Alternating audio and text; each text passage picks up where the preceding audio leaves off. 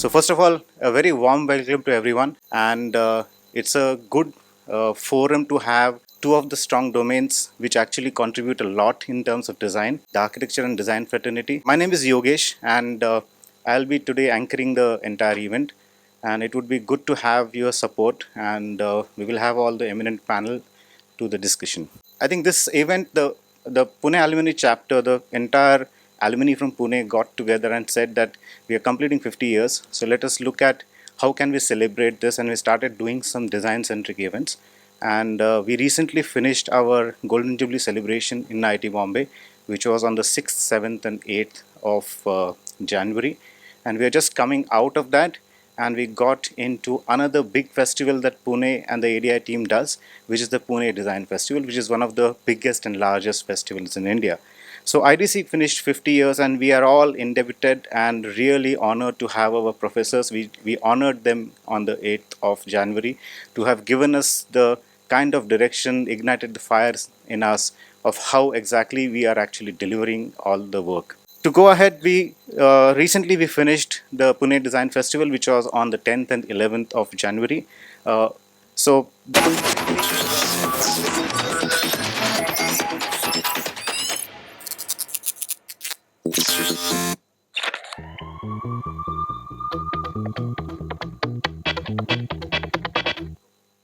So Association of Designers of India is a non-profit body, and it has got together across India. It has various chapters in Pune, Hyderabad, Bangalore and Delhi, and more new chapters like Jaipur are starting now.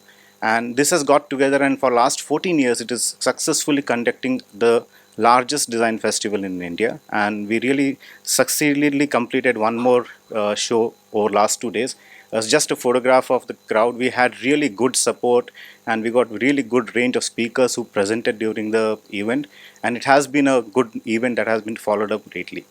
So every year that ADI organizes design festival, and it actually has some sort of themes which go around how the entire speakers and the kind of people and the discussions that we do. And this time the entire subject was crossroads, and we really are at the crossroads where the design is changing, the society is changing, the context is changing, technology is changing, and the change comes very fast before you even speak the word change. So basically, why not look at how this forum can actually start a bit of a discussion. We are not going to conclude on anything today, but we'll actually start on a discussion of what is happening at the crossroads. We all come from a school of education, and we are practicing with a lot of principles which we have been inheriting from Bauhaus. And Bauhaus completed 100 years and IDC completed 50 years. So we thought that why not we put this question out, what is next? And that's what actually was the seed which the ADI team and the alumni of IDC got together and said, let's kind of put a discussion together. And we are extremely fortunate here to have really eminent personalities and to grace this occasion and share their views on what they think can be done. So I'll one by one introduce our guests over here. Professor Sudhakar Nandakari. Professor Nandakari has a distinction of having initiated 3 major design institutes in India. He was instrumental in starting IDC, of which all of us are alumnus. That was in 1969, and we finished 50 years. Then he has initiated the design department in IIT Guwahati, which he did after he retired. And he is currently program manager for the Wellington Institute of Management in Mumbai. He manages the design-led program over there. And even at this age, we still get inspired from the energy that he does, and he almost is available for all the events that we do in Pune. Architect Christopher Benninger. Christopher Benninger is one of India's highly decorated architects. He is known for many award-winning projects which address the complex issues of design, context, climate, materials, sustainability, and technology amidst the client's programmatic needs. He studied urban planning at MIT and architecture at Harvard, and he later taught there. But he settled in India in 1971, founding the School of Planning at Ahmedabad as Ford Foundation Advisor, where he continues as a distinguished professor. His name appears alongside Geoffrey Bawa, Charles Correa, B.V. Doshi as one of the 6 recipients of Great Master Architect Award in India, presented every 3 years. We all know him for his book Letters to Young Architects. I think many of us have read it. Many of us have read this book.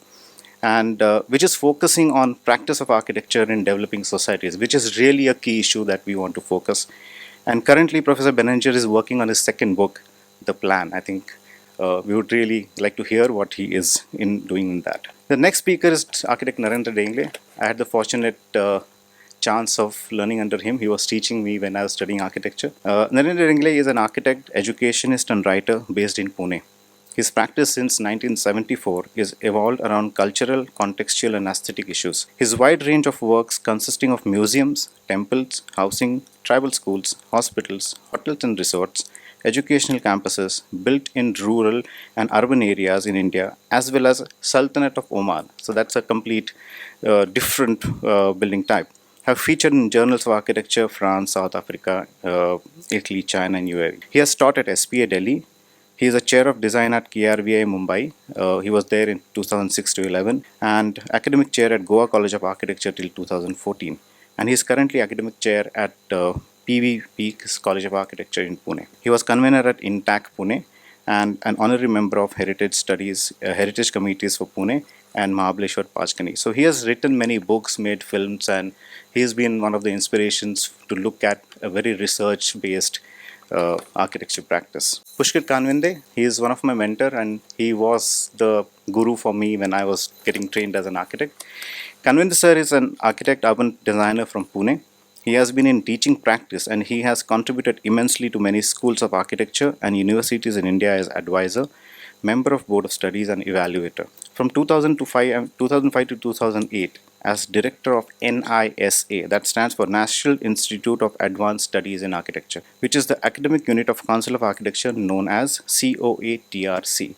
So that's how he has been very deeply involved in how architecture education is being designed and planned in India. With his long involvement as a member of COA, he is deeply involved in bringing reforms to architectural education in India, and which of course is a continuous process. Sir initiated and established the training programs for teachers and other popular programs like Thesis Awards program and most importantly the National Aptitude Test in Architecture. He was awarded prestigious Best Innovative Teaching Practices Award by University of Pune in 2011 and he is involved in local architectural scenario in Pune and is currently Vice President of Architects Engineer Surveyors Association in Pune. One of the latest update that he gave me just recently is he has been appointed as the chairman of All India Board of Architecture Education at AICT. So this he just updated me a day before. I think the news came to him just a day before. So this is a fresh ad. So I think we have a very fortunate chance of him chairing the entire session. And that's how we will take the session ahead. I think from here onwards, I will hand over to the last guest as a speaker here, Professor Ravi Poovaiha. And I would actually invite him here so that he can actually give his short introduction, which I can, as he is also one of my teacher, I can actually ask him to do that. And he can then take up the first talk. So after his presentation, I would request Benninger sir to come here and he can present a bit of context on the Bauhaus. So we will see the design side, the design education side, and also the architectural practice side. So that will set the context for us. And then the floor will open for all, I'll call all the guests on the stage and then we'll have a panel discussion. Thanks. I studied at IIT Madras, Mechanical Engineering, IDC Product Design, and at the Rhode Island School of Design, Graphic Design. Practiced for 3 years in Bangalore in the late 70s, and after that I've joined IDC, been there for the last 39 years. Yeah. So I put together this at the beginning of the, last year because we are celebrating 100 years of Bauhaus, and it's been shown at many places in India. I thought, I'll put it in a very short way. Bauhaus, if you look at it, I think there were three main contributions, okay. One was in terms of how we learned design. I think it's one of the major contributions it had. It also told what do we learn, the content of the curriculum. And last but not the least, where do we learn? The kind of spaces one needs to be in to learn design. I think these were the great three contributions, But, Bauhaus is the most celebrated school, and yeah, it's influenced a lot of things, but we need to look at it from a background, 1900s was a great time for ideas. Okay, two thinkers which did a lot for learning, is John Dewey. Yeah, he brought in this concept of that students need to decide what to learn.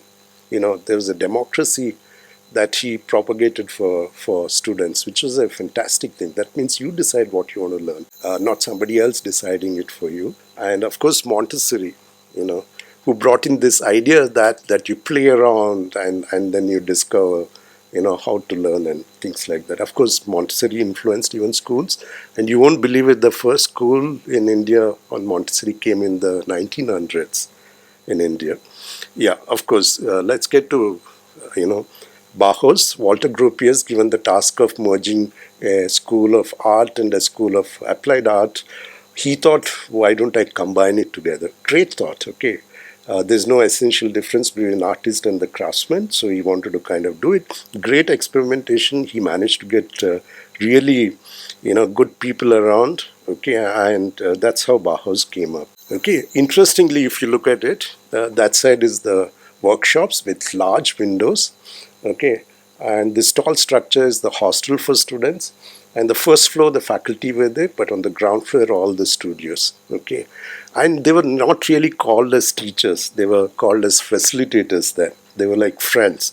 And classic example is, if you look at it, I'll just go through it. So if you look at the curriculum itself, it's got the basic course, which was a 6 months course. Okay, followed by study of materials, nature, colors, and then you went on to studying things. Okay, so this is how the curriculum was structured. And yeah, Ethan, for example, is one of the faculty members. You can look at him. He's dressed like a monk. Okay, but very passionate about what he preached. Okay, he who wishes to become a master of color must see, feel, experience each individual color in its endless combinations with all colors. Yeah, the faculty, they practiced what they taught. Okay, so that's one of his paintings. And his book, The Elements of Color, is still a classic. You can still refer to it, and yeah, you can learn from it. Paul Klee, another faculty member, Swiss, German. One eye sees, the other feels. See, they're making great connections. This is a line going for a walk from his book. Yeah, and he did great paintings. Of course, they embrace modernism, and great examples of this. This is the cities with the sun. Kandinsky came from wanton, Russia. It was a very, very, period full of turmoil, right? And he kind of expressed that in his in what he did, and he connected design with spiritualism. Okay, that is beautiful, which is produced by the inner need, which springs from the soul. Yeah, and his books are also on concerning the spiritual in art. Okay, so yeah, that's his paintings, which led to very dynamic paintings, right? Yeah, so if you look at it, it kind of gave the way forward for futurism in some sense. Yeah. Okay, so takeaways, if you look at it very nicely, it transformed as us as students how we learn design. Yeah. So you experiment, explore, and you learnt it. Okay, it embraced the modern movement, which was a very nice thing. And interesting fact was, this the first time there was an industry connect. So the products were supposed to be made in the industry. Of course, a couple of phrases became like an iconic phrases for all of us students. Less is more. I mean, that statement has a lot of loaded meaning in it. Yeah. Yeah, again, an architect who did this, and of course, form follows functions. Yeah, so these two, phrases are like Bible for students, and in some sense, we kind of show this in the objects that we do. Okay, well, Marcel Breuer during the Bauhaus area. So the philosophy which the Bauhaus did, it Pantone chair. Yeah, this is Sori Anagi butterfly chair. Beautiful. It's just two sheets of plywood, just formed. Yeah, and of course, if you look at this Kaiser lamp, it's done in 1936. Of course, we all know the story of Dieter Rams. This is the Brown watch or Massimo's, stackable cups. Yeah, they're all beautiful products. Of course, Bauhaus had a very nice Indian connection. Tagore had just won his Nobel Prize. He was a celebrity in Germany, and he just visited Bauhaus just 2 years after that, and managed to get the first exhibition of Bauhaus in Calcutta. Okay, 1921. Okay, and yeah, and actually 2013, Max Muller another exhibition of the Bauhaus in Kolkata. Okay, Bauhaus spread. I mean, they really spread to many schools, as we know of, at Harvard, at MIT, okay, at IIT Chicago. Okay, all of them have people who came from Bauhaus who set up these schools. Okay, so of course, the many schools around Europe. Okay, Basel School and the Ulm School, which came up later on. Okay, so it kind of spread all around. Okay, which is interesting. And further, it spread to other countries: Brazil, India, Mexico. There are schools patterned just like the IDC. Okay, the other, of course, Bauhaus closed down and Ulm came in. Please keep the timing. Okay. Beautiful building, okay, built very passionately. Almost every element in the school was designed, which is interesting. And Ulm did something which the Bauhaus didn't do. It brought in the sciences and brought in this thing that design needs a systematic thinking process, okay, which was very, very important. So there was a theory behind what you did. It was not just an artistic expression. Okay, two people, okay, Alt Escher and Max Bill. Alt Escher and Inge Escher were married. And you can see a shot from the school. Everything is designed, the tables, the chairs. Yeah, Max Bill did that, okay. Of course, if you look at their curriculum, you see the names as we know of came in during product design, visual communications, information design. And if you see, it's backed by economics, philosophy, sociology, politics, and psychology. And science is the background. Okay, great contribution. So this is Altacia, great designer. He did the Munich Olympics. It's still an iconic piece of design. His logo for Lufthansa is still the same. Yeah, Max Bill again. I mean, he got so energized by looking at the Mobius strip. And yeah, he's an architect, type designer, product designer. Yeah, and you can see the tables and chairs. He did the paintings, the Mobius strip. Yeah, and these were the products of Ulm. You see, they are industrialized products. Okay, I just want to spend 1 minute on this code. Okay, there was a great experimentation which happened called as the Black Mountain College of Design. Okay, again, based on the experimentation, it was done by two Bauhaus faculty members, Joseph Albers and Anne Albers. Okay, so they did a very nice experimentation. Okay, here, this was one school where you decided what you want to learn. You just have to be there for those 3 years and you got your degree. Okay, you can choose to go to any classes or not go to classes. Okay, but just being in that community was incidental. Okay, it was very, and if you look at the people associated, Buckminster built his first dome there. John Cage composed his first piece of music, which became popular over there. Yeah, great people associated with the school.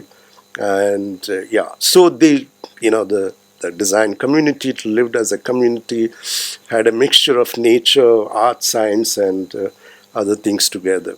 Yeah, so if I'm taking a shot from RISD, Rhode Island School of Design, very celebrated school in USA right now. This is the first year graphic design module. Okay, they have one course every day. Okay, and basic design is gone. Okay, we all think about these foundations which the Bauhaus did. RISD doesn't have it. It's got integrated into other courses. Okay, and these repeat once in another. Okay, so I'm looking at pedagogic transformations. This is from Carnegie Mellon Schools. Okay, they've taken 3 pillars: communications, products, and environments, and the students kind of wave through this.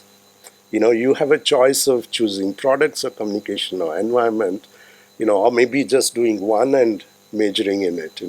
So the students have a lot of choice. This is in the undergraduate studies. This is another, I think we should be aware of this. This is the new school, in Singapore. Singapore University of Technology and Design. For them, the foundations of design are science. If you look at the first year courses, they're physics, chemistry, biology, of course, design. humanities, okay? And then they branch off into architecture, product design, systems design, or information design. Okay, I think, design is not the way we thought it was. It's actually looking at, the people thinking of the future and integrating it in different ways. I think we need to learn from this. Okay, great schools. Architecture is very much from Bauhaus and Ulm Art Center. Okay, beautifully done. Studios. Yeah, this is the Glasgow School of Art. If you look at it, okay, UK actually made design into a business, teaching design. Okay, and this model was taken by Australia and replicated at Hong Kong, Singapore. So if you look at the schools there, they're like big schools. They've invested millions into these schools. Okay, and they think that design education is lucrative enough to stand on its own. Yeah, that's one way of thinking. Yeah, there are workspaces, no more classrooms. Yeah, if you look at it, of course, we have our own great examples. The SEPT in Ahmedabad, a beautiful campus, Doshi's design. I'm running through it. This is the NTU Art and Design School in Singapore at NTU. It's almost the most iconic building in the whole campus. Yeah, you can see that. Yeah, NID, of course, great campus. Yeah, and again, great history also.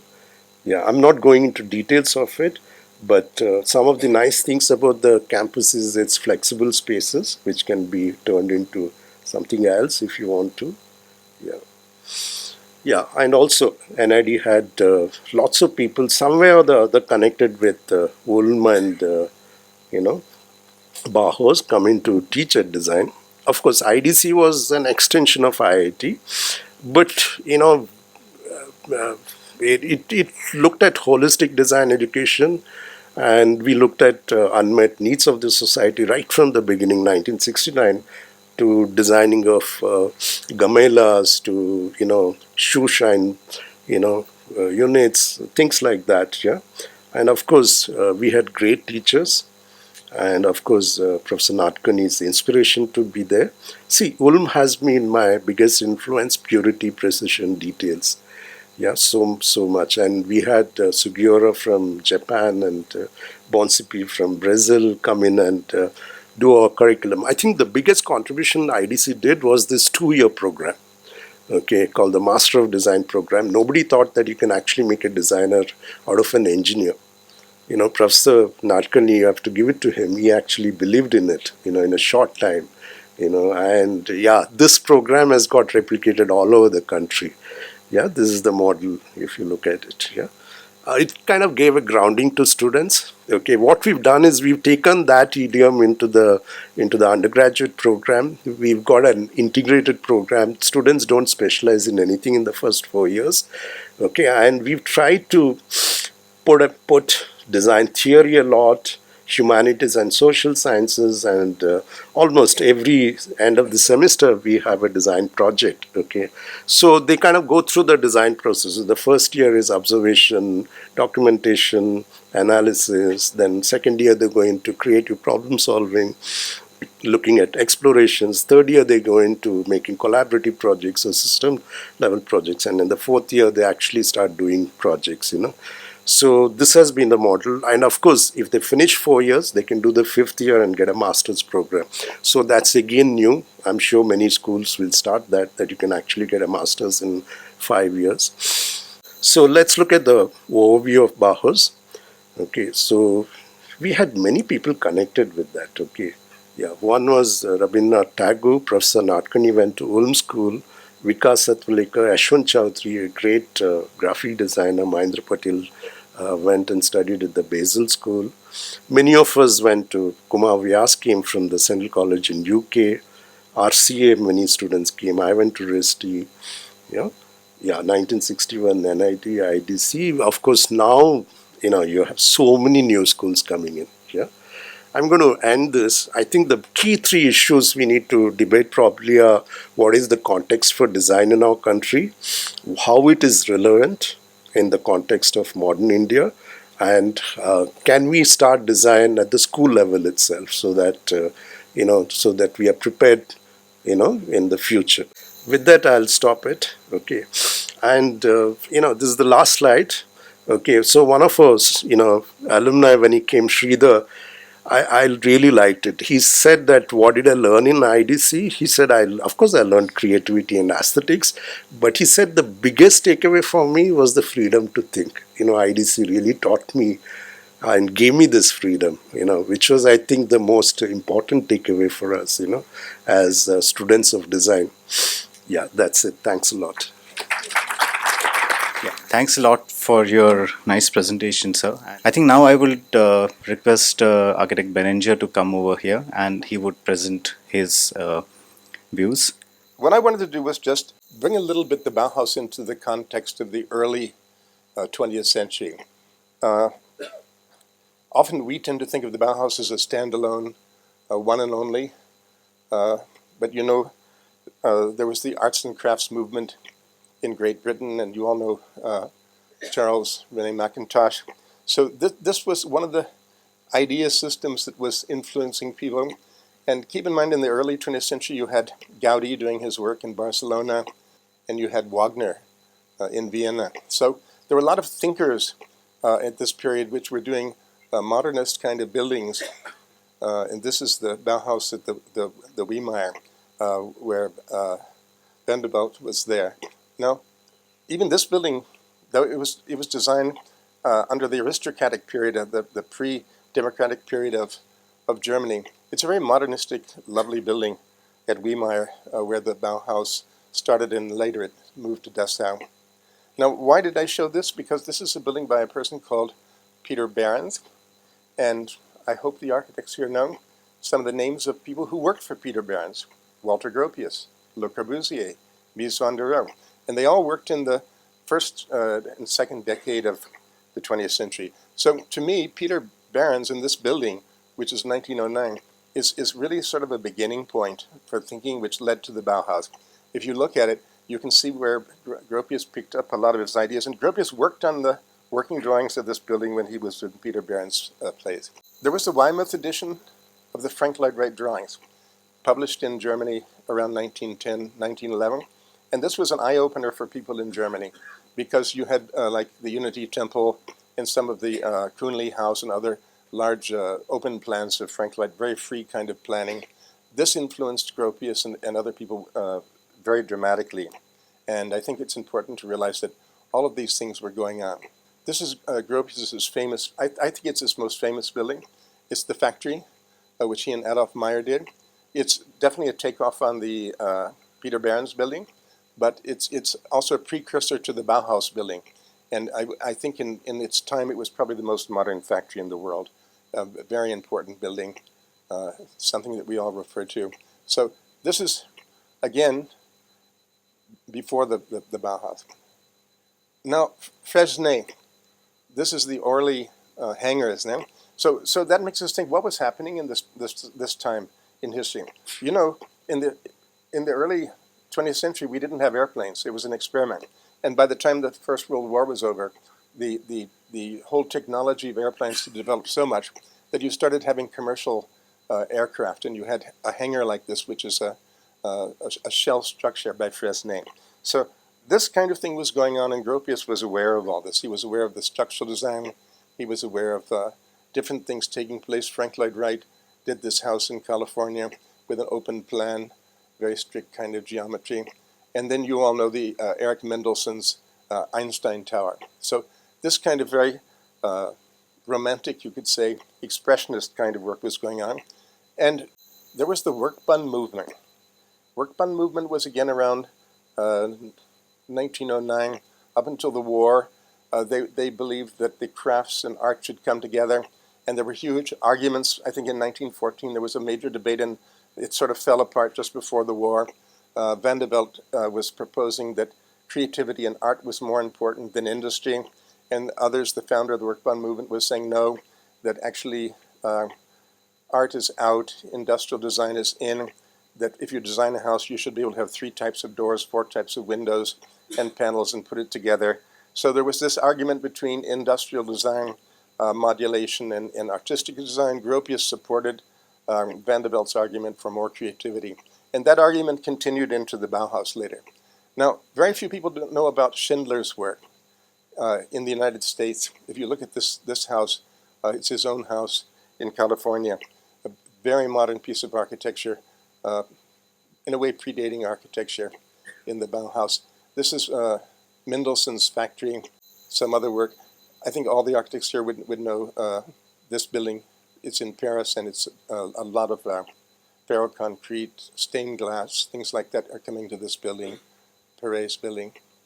Look at how beautiful it is. Now, here structure analysis is used to create more space for glass, more space for openness, and it's an incredible piece of architecture. So when the Bauhaus was starting, you had people like Corbusier doing some of his early work. Ozenfant, of course, is a famous artist he designed for, and Joseph Hoffmann, and Erich Mendelssohn, this lovely department store in Berlin, Stuttgart, I'm saying. Just quickly, I wanted to show you these things. This Schindler beach house for Lovell, you will all know this other building, Alaflos, this building for Lovell. Lovell had the beach house, but he also did this famous Richard Neutra house in the 20s. This is the same time the Bauhaus is working. Now keep in mind, the Bauhaus didn't actually teach architecture. The Bauhaus was teaching crafts, and it had pottery, and it had weaving, and it had all kinds of fields like that. And it was teaching basic design. In the beginning, they were teaching in the almost medieval craft system where you had a course for journeyman, and then you could become a master. And I think they had, the most important thing, which Ravi pointed out, was their basic design course. They decided to have a diploma right about the time that Gropius left in 1928. And they ended the basic course, the Albers, and the other course in 1930 when Mies van der Rohe took over. And that kind of ended the homogenization of students. All the students were taking that first basic course together. But I just wanted to show you these buildings to give you an idea of the context, the kind of things Alvar Aalto was doing at the same time as the Bauhaus. Very exciting period in terms of work. I don't want to spend a lot of time on this, but then Saarinen started the Cranbrook Academy at the same time roughly as the Bauhaus in America. And his son, of course, is a very famous architect that everybody knows. And Mies, who became in 1930 the director of the Bauhaus, did this lovely pavilion in Barcelona. Everybody knows the Barcelona pavilion. So Gropius, who incidentally was I knew and met, even I went to his last birthday before he passed away, didn't really want to be a great designer, in my opinion. In fact, people say when Mies van der Rohe and Gropius came to America, Mies said, "I will not touch the topic of the Bauhaus," and Gropius said, "I will not touch becoming a master architect." They more or less divided the spheres of activity. Of course, Mies did do the IIT in Chicago, and he did teach there for some time. But Gropius sort of took over the Graduate School of Design at Harvard, brought in people like Jose Luis Sert and other famous architects to build up a really strong architectural course. Now, it's also important to note that the Bauhaus never taught much on urbanization. While in the 20s, you had people doing things like Radiant City. Le Corbusier was working on all kinds of ideas. Even Frank Lloyd Wright was doing Broadacre City. And so many ideas about urbanization and industrialization and how people coming into the city would work. But somehow in the Bauhaus, they did study nature, but they didn't study environmental impact, urbanization, things of that nature. It was more an issue of how do you integrate art and crafts. Now, keep in mind, Gropius was very, very excited about this thing because he said art is something being done by dilettantes, by wealthy people, for wealthy people. It has nothing to do with the average man. And so there was this argument about the artist doing the high art sculptures and statues, etc., and the craftspeople. And Gropius was very strong about trying to integrate these things. And there are a lot of arguments. Some of the people that Ravi showed, they quit the Bauhaus in these arguments between art and crafts. So these were all shown by Ravi, so I don't want to go into it much more. Famous things designed at the Bauhaus. Lovely now. Absolutely beautiful. So thank you. I just wanted to introduce what was happening in the early 20th century, out of which the Bauhaus, in my opinion, grew out of these things. The Bauhaus didn't just drop out of heaven. Okay? Thanks a lot for taking us back to that history, and a lot of buildings even I saw, it just gave us those memories of how we used to learn from them. And some of those buildings we still feel that I could actually see building somebody right now around the corner. So it's that timeless that they created. So I think let's go ahead on this. I would, for the actual activity of the panel discussion, I would call Professor Kapinde, Dengle sir, Nadkarni sir, Poovaiha sir, and Benninger sir on the stage here, and Mr. Kanvinde would chair the session, and he would basically take help of the timekeeping, and then we will kind of have. So he'll set the context, and we'll go ahead. Good afternoon, ladies and gentlemen, and greetings on occasion of Swami Vivekananda Jayanti and National Youth Day today. I thank Ravi and Christopher for creating a very nice backdrop for this discussion. Bauhaus completed 100 years and IDC completed 50 years recently. So we are assembled here to deliberate on what next. I hope these deliberations do not end with this program and lead to further discussion, debate, and action in near and far future. I believe now with these two presentations, everyone is very familiar and aware of the Bauhaus movement and its influence. Just in 3-4 sentences, I will sum it up. It was started in Weimar, German capital that time in 1919. And it was more than a school, it was a movement, a radical approach to art in all its forms, a philosophical center comparable to Garden of Epicurus. As a movement, Bauhaus and its contemporaries like Wendington, D. Steele, and many other such movements were competing with each other to establish who had the purest vision. In 1933, Bauhaus was shut down under pressure from Nazis. In my opinion, for Bauhaus as a movement, this closure was a blessing in disguise. I'll just share a story which I had heard long ago. God Shiva and Parvati were sitting on Kailash and they heard a noise of cries for help. And there was some natural calamity and two towns were getting almost extinguished in this calamity. So Parvati requested Shiva, you are such a powerful god, why don't you save this? So Shiva says, all right, and he saves one of the two towns. And then Parvati asks, you have saved one, but why you have not saved other? So Shiva's answer was, see, the one which I have saved had a lot of evil people in it. I didn't wanted them to go away from that town anywhere. And one that got destroyed had all good people in it. So they will move away to different places and with them the goodness will be spread all around the world. So Bauhaus was something similar, that many of its teachers like Brewer, Moyes, Moholy-Nagy, Bayer, Henry van der Velde, Paul Klee, all of them went to different places, different schools, started different schools, and they went there as ambassadors of Bauhaus movement and philosophy and spread it further to create a worldwide influence.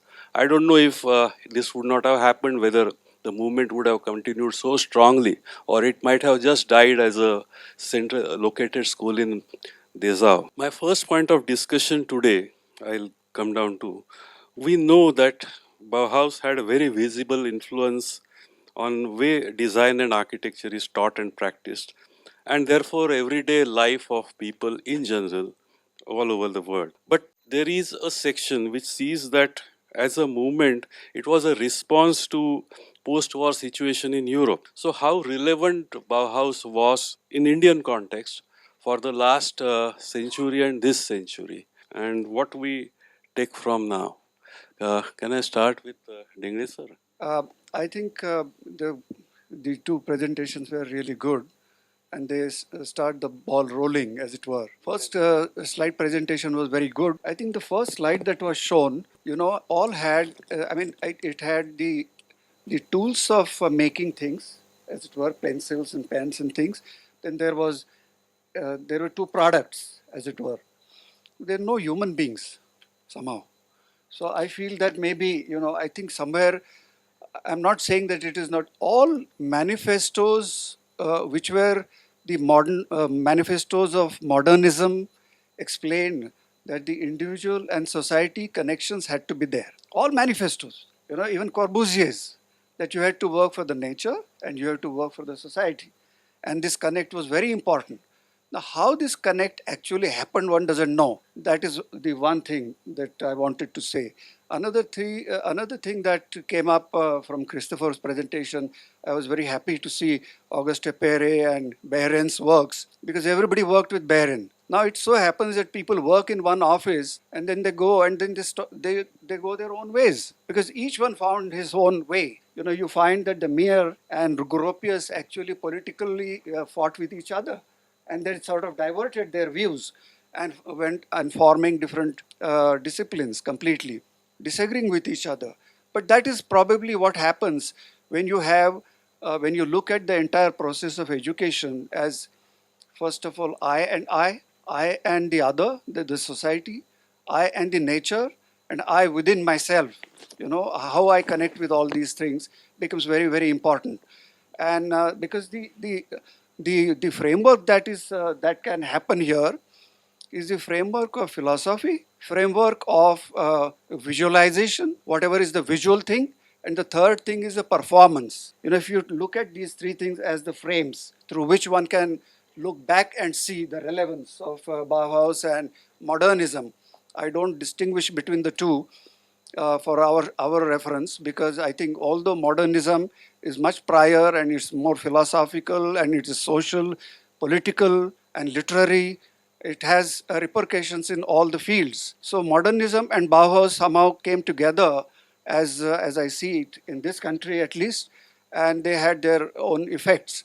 So we cannot differentiate between the two, and we find that if these three frames are used, the frames of the imagination or the idea or the philosophy, the second frame is the visual appearance, and the third thing, that is a visual experience, and the third thing is the performance. The performance takes you to making things, doing things, and the visual or the spatial is again the experiential thing. And the first is the idea. And as it is said, ideas float around. Ideas have no national barriers. Ideas have no geography, and they float around. When they come and kind of want to root, when they want to manifest in this country or the next country, so they have to take roots. And those roots are culturally and geographically and socially oriented. Without that, the idea has no meaning. So I think these three things would be very, very important for us to look at. I will come back to the other points. I think when we talk about Bauhaus and his question about Bauhaus after the war, how it was changed and before the war.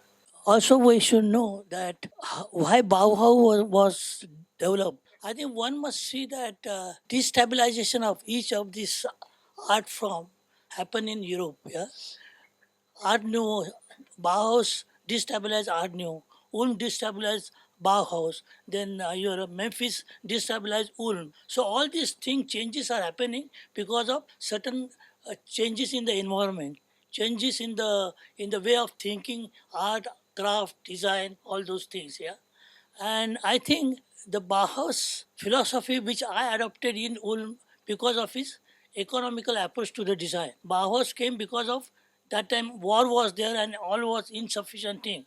And then India was also at the same time in the 60s and 70s when IDC was started, have the same sort of environment. We were not affluent enough to play with the materials or take it advantage of the material like Americans. All this styling willing came because of their I got this ample thing about with them, yeah, which was not affordable for us that time, yeah.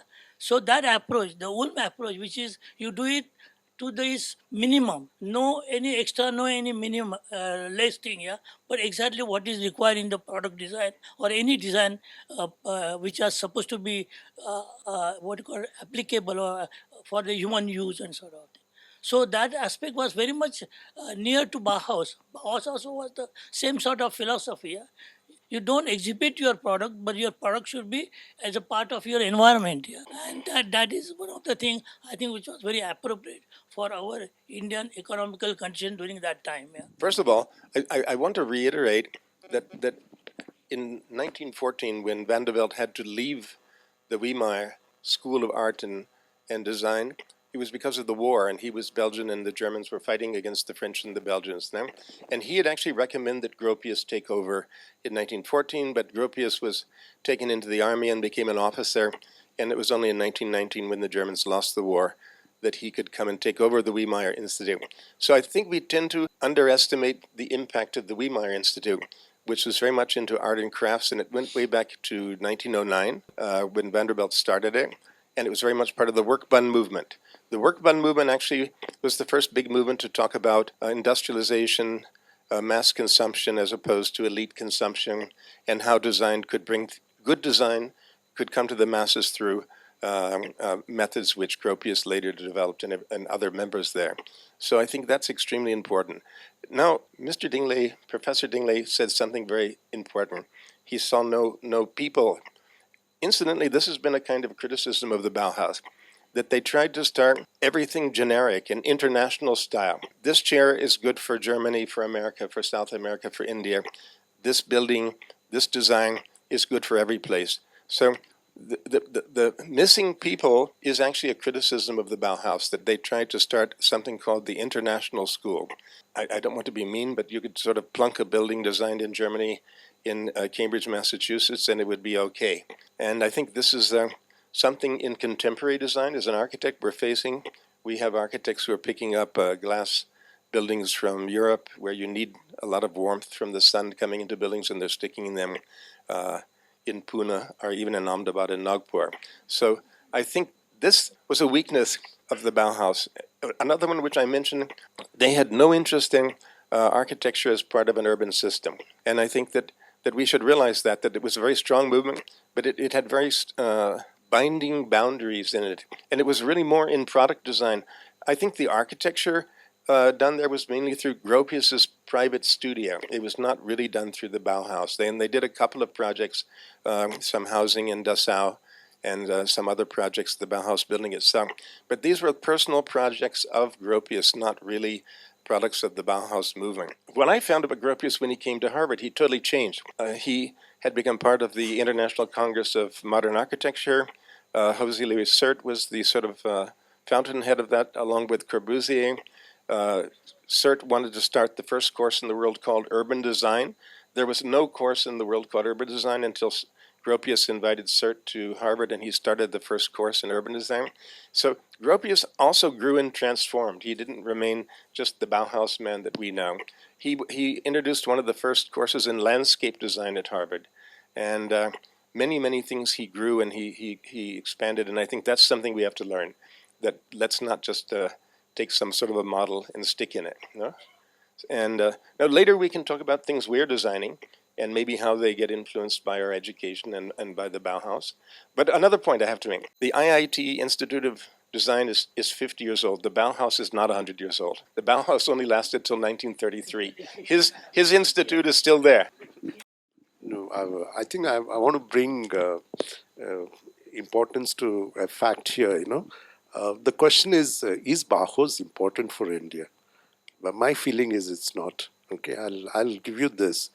Okay, Rabindranath Tagore went to Bauhaus in, just 2 years after it did. He brought the exhibition to India. Did it influence anything in India? No. I mean, nobody even knows what happened to the exhibition. Okay.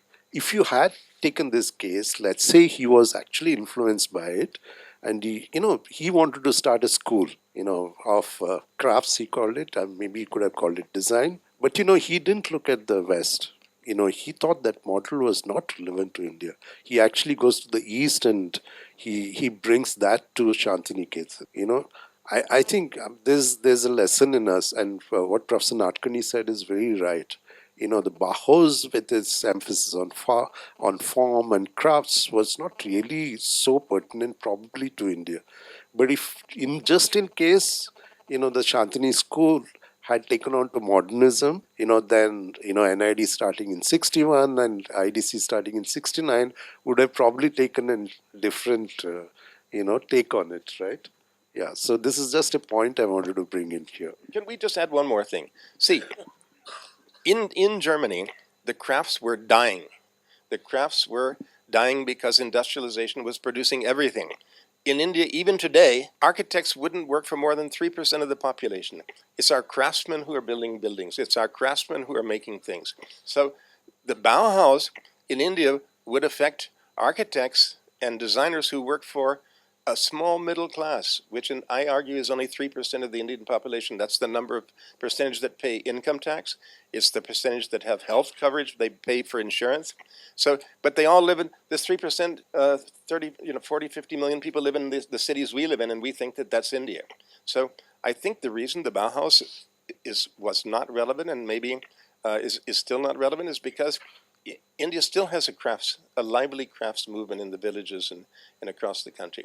And I think we need our own Bauhaus in a sense. We need to reinvent our own ideas to encourage that kind of thing which is being threatened in India now. So I think looking at the Bauhaus and thinking, can we replicate that? Can we learn from that? What about thinking about our problem today? Our problem in India, can we have design schools which work with craftsmen? No, I don't think most of the design schools even know what craftsmen look like. They're all urban people, they're engineers, architects, etc. And I think that disconnect, which Gropius was trying to make in Germany, we're not making here. We haven't learned the basic lesson, that is make a connect between craftsmen and art, craftsmen and industry. Gropius said civilization is technology and culture is art. And how do you bring the two together? Through craftsmen. Thanks. Christopher mentioned about the bringing of crafts and arts together. Actually, even William Morris, I mean, you go back and see in 1904, it was William Morris also thought of bringing all crafts together, etc. I think we don't have to go through that history. I think everybody has understood that history. And now and then there is an effort to bring these things together, or imagining that all crafts, if all crafts brought together, something will happen to architecture, something will happen to a kind of a unified vision of art. This is the kind of a premise. And often this is the basis on which schools are planned. Even the JJ was planned like this. And Mr. Professor Nadkarni went to JJ in applied arts. But I'm sure that there was no connection between applied and fine arts and architecture, and very rarely, maybe in canteens, And so that is a very major problem. What Christopher mentioned is important. I think in this country, or even other countries, this division was never there in the past. Pre-modernism, there was no such division. All arts and crafts happen together. So there is no such distinction between this is artistic and this is crafty. I think we have to realize this. The moment we create a school of art, then we create that division, because we divorce ourselves from those who actually do the work. And we get involved into making drawings, imagining that the drawings are end in themselves, but they are not. Finally, they have to be executed. So there is a very deep and a very serious connect between the two. The things that we have to realize here is, I mentioned about the visual. You see, the impression, there is a tyranny of the eye, as the sense of eye dominates all other senses. And the mind, we have 6 senses, and the eye dominates the ear, it dominates the mind, and it dominates everything else. So what we see as an image dominates you, and you want to import that image. It's a very sort of erotic image for you, and you want to sort of bring it into any environment that you do. This is what happens to ideas. If it's a socialistic idea, you import that idea, you want to dwell on it more, and it's a novelty that you fall for, and you want to see how it works in this country. Nothing wrong with that. But one of the things that the Bauhaus manifesto mentioned is sophisticated use of advanced materials. Now, this is in contradiction with crafts, because there is a very specific mention of sophisticated use of advanced materials, whatever that means. You see, the moment you say that, and when the moment you say what is happening in the country today, and the glass boxes and things what Christopher also mentioned about, or you have the star architects, or star architects as they are called, doing many kinds of works which are gymnastics of many forms. I don't want to criticize anything, but the moment the eye dominates, then you want to create a form, a visual form. It has no connect with anything else. It is so abstract, that it has no connect with the people. And there is a very good star architect who's no more. She said that, of course I don't build sheds. So building sheds is something wrong. So I have to do this. I have to do this, that, and the other. Without that, my form will not succeed. And if you go back to what Gropius had said that good design is good business, mind you. He didn't say good design is for good people or for all people. It began with this. Good design is good business. And there was this notion among the faculty that if we train these people, then we all will be wealthy, all will be happier, all will lead in the profession and will dominate the design scene, will get to do a lot of work and have a good living. This is the premise on which it was built. The moment you say that, then there is a huge, huge problem. And I would say that that aspect of good design is good business has not lost on us. Some of us have caught on very quickly on that aspect because it suits us. It divorces us from, whatever to go deeper into the society and nature. We don't want to go into those ideological, philosophical, sociological issues and then conclude that design and making form is what will lead us. That does not happen, because if you talk about the other aspects that Bauhaus mentioned, the straight and simple lines, clarity, rationality, functionalism, which are wonderful things. And they were not absent in any rural architecture, any tribal architecture. Now look at the Japanese architecture, look at the architecture within this country, look at the tribal architecture in this country. I don't have to give you examples. They are simple, I think, having taken a lot of time themselves. Now it's like, if you have a plot of land and you divide this in 20 plots, the last man gets a little plot. So anyway, sorry. So what I'm trying to point out is that these differences have to be mopped up, and in understanding what is rational, what is functional, and what is utilitarian, they were not absent. And good Japanese architecture is simple, philosophic, and the Zen architecture is not form making. It's not good business. I just wanted to start with that using advanced material and sophisticated technology. I think the Bauhaus itself were going against this thing. If you see Miss von der Leyen's chair, and then he wanted to develop that joint in between so thick, yeah. So that is again, they were not according to the Bauhaus. Similarly, those chairs of those similar segment and sort of thing, wooden chair, I think it's very good to looking, but I don't think that anybody, even Very, Gopis, would have sit on that thing, yeah. very expensive also, Yeah. So and anyway, not for masses. in the other point which I wanted to very fast with my short English, yeah. So what I'm talking about, as Benninger said or Christopher said about the craft, which has to be introduced also in the industrial products and sort of thing. But in the designing of industrial product itself is a craft. It requires the similar sort of sensitivity. It's similar sort of fineness. So I don't see the craft and in design is two separate things. Yeah. You have to have that sensitivity when you build any or design any product. Yeah. Then of course many other constraints are there that you have to think of, which Bauhaus never thought of. Yeah. So like human constraint or human comforts or all those things. Yeah. So I think we have to respect the craft, but also with some sort of seriousness and understanding of the craft itself. Thank you. Yeah, actually, that's what actually is going to the next point. That when Bauhaus was founded, Gropius wanted to work towards bringing all arts together under the wings of architecture, and to a art that could be mass produced with machines. Now, somehow, art architecture are independent streams in India. But now, if you look at the draft national education policy, which is being considered and supposed to bring in very radical changes in the way things are taught and learned, they are trying to break the silos and say that we don't want henceforth any schools of engineering, schools of architecture, school of pharmacy, and it should be more liberal. And there is a suggestion, for example, that architecture schools should also offer programs in economics, humanities, planning, etc.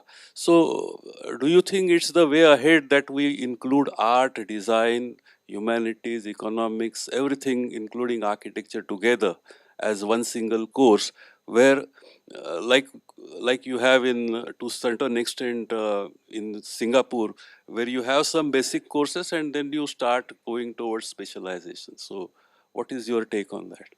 No, I tell my take about this thing about.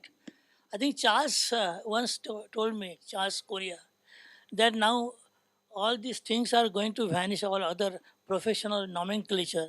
There is going to be only a design, because design takes control of all those elements which require for the man to design anything. So there is architecture, or what you call product design. All these things are coming together under the one nomenclature, that they are designers. Yeah, and I think that is going to be very popular now. I don't see. Yes, it's maybe sounds bad to say good design is good business, but if you're trying to look at India 20 years ago and see the kind of cars that we were designing here, the kind of electric fans, the toasters, to tell industry to take on the job of design, you might have to convince them that good design is good business. Maybe it's not wrong, because I don't think good design is good business means that you're telling students you're going to become millionaires, but you might be telling them that you're going to get a job, and I think that's important to students. So I think we should look at that in a balanced way. And I don't think Gropius really ever was a person who was pushing capitalism as such. Now, but I wanted to bring a new topic. I wanted to say, see, we're all sitting here, and a take-home thought. I think most of the ideas brought from the West into India in the last 50 years were bad ideas. I'm making a hypothesis. Now, let me start with city planning. I think Chandigarh is a very bad plan for India. It's a plan for automobiles.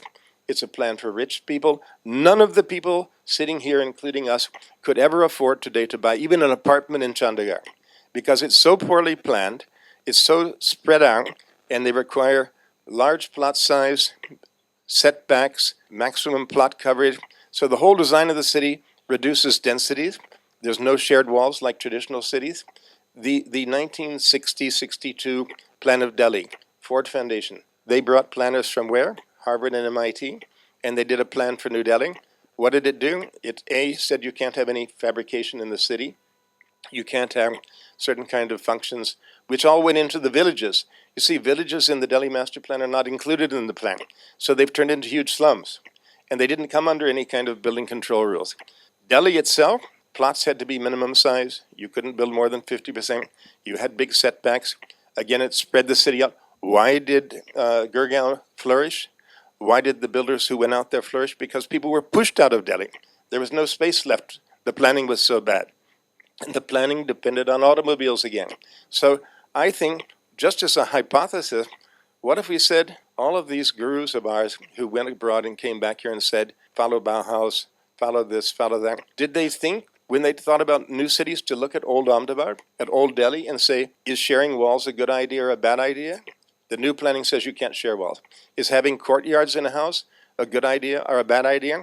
The new planning almost obviates courts, because when you take all the setbacks, you're not left with enough space to have a courtyard. So I'm making a hypothesis that for the last 70 years, we've messed up our design by not thinking from the bottom up, from not thinking of our own society and what are our products. We could have done new types of city plans, which would have been models for the world if we had followed what was happening in traditional cities and towns in India instead of importing ideas. Maybe it's true in the way we design products also. I don't know. I tend to agree. We've done quite a lot of things wrong. I'm just recollecting, late 70s, when we passed out of design, there was no industry which can actually offer you a job to do something.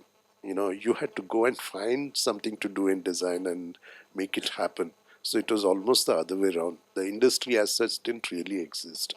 Okay, it was only after the opening of the economy in 90s, okay, the industries as such needed something called as design. And if you look at what happened, they're looking at design as a business proposition, not really to make things to reach to the people. I think the same thing holds good now, if you look at it. And I think good examples of design are out of this boundary. When you do something directly with people, when the industry is involved, the economics of it really doesn't allow you to do things.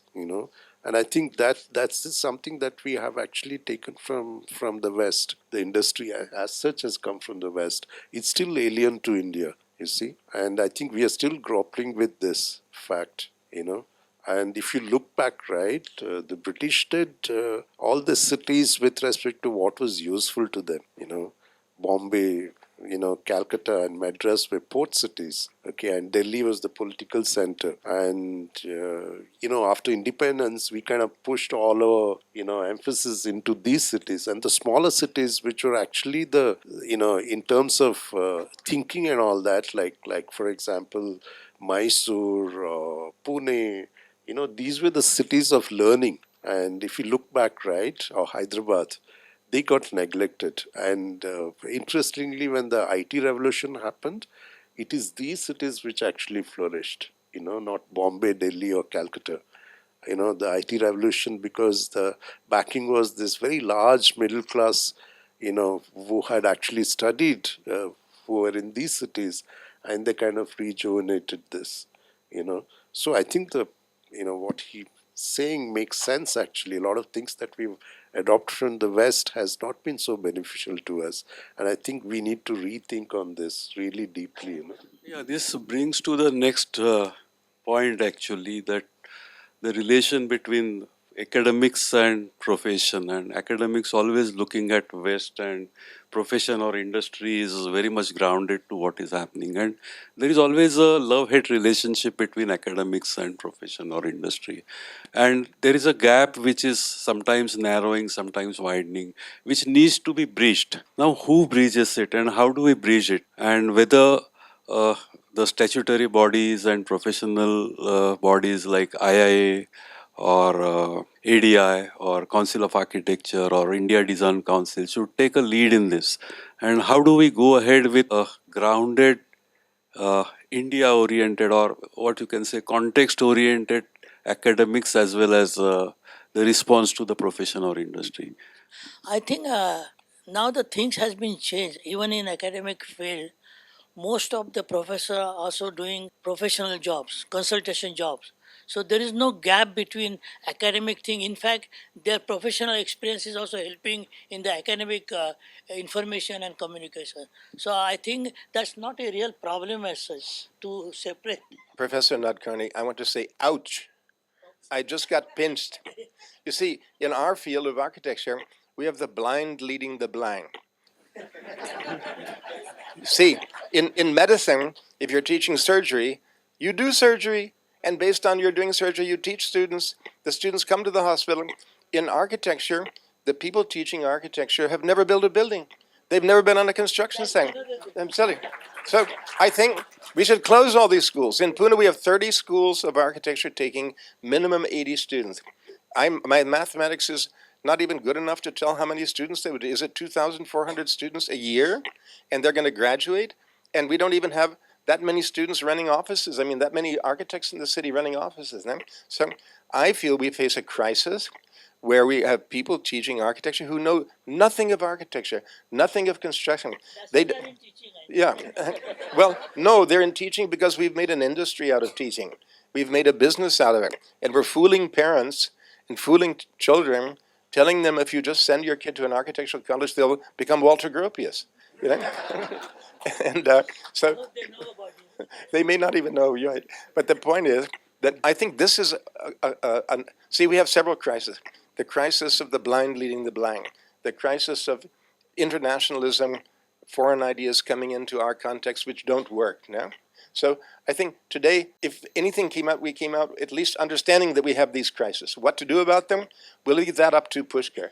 But,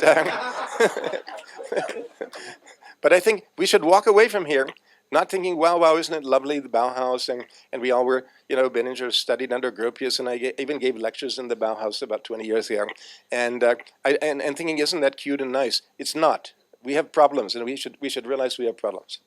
I think we should also realize at the same time that in this country, we are blessed with a lot of communities who are designing their own habitat, on their own. And this applies not only to rural and tribal areas, it happens in Bombay, it happens in Mumbai, fishing villages, for instance, all the so-called informal or slum housing, whatever you want to call them, they're designing their own things. And there is a process and there is a system of decision making. People come together, and if there is a leader, how much space he should get or she should get, and what is the space division, what are the collective activities, what are the individual activities, and there is a good discussion about this. There is a method, you know, and I'm not saying there is a particular method. There are different methods applied by different communities, but there are methods, and it is, you know, we have decided that we will teach how to create this methodology in universities